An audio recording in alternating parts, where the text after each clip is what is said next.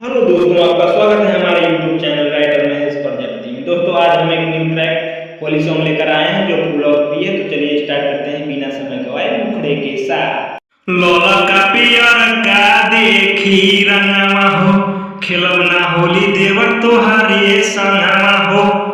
और रंग लेखा रंग न लगाईबा न सब भतार वाला धनवा हो।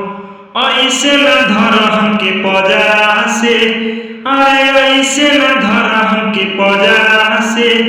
करे रिक्वेस्ट देवर तोहरा से, तू जाके खेला होली दोसरा से। करे रिक्वेस्ट देवर तोहरा से, तू जाके खेला होली दोसरा से। अंतरा फर्स्ट मिली ना के खातिर तोहरा खजाना, झूठे तो करेला हमसे बहाना। होली में चोली हमर देबा तो नासी, ढेर दिन से देखी तोहर बदमाशी। काहे सटल चाहेला हमारा से, और काहे सटल चाहेला हमारा से। करी रिक्वेस्ट देवर तोहरा से, तू जाके खेला होली दोसरा से।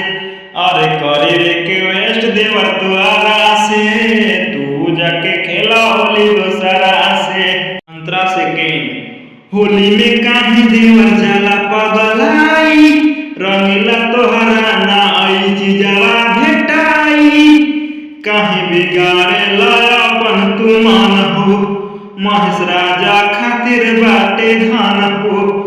कहिला दूर हट हमारा से, और कहिला दूर हट हमारा से।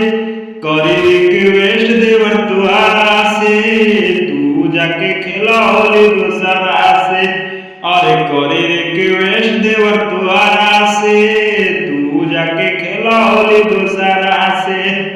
तो दोस्तों, इसी तरह का फुल और फ्री सॉन्ग पाने के लिए हमारे चैनल को सब्सक्राइब करें और वीडियो को लाइक करें।